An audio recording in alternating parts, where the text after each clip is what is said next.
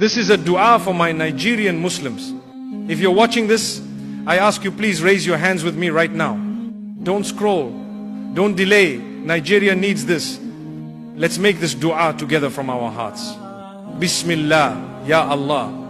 Bless Nigeria, Ya Rab. Pour down mercy upon this beautiful land. Heal it from corruption, injustice, division and poverty. Replace its pain with peace, its fear with safety, its hardship with ease. Strengthen its people in Iman, in unity, in truth. Protect the youth from harm, misguidance and hopelessness. Guide its leaders to righteousness and compassion. Let the light of Islam shine across every corner of this nation. Ya Allah, grant Nigeria protection from evil, strength to rise above every trial, and the guidance to walk your straight path. Ameen.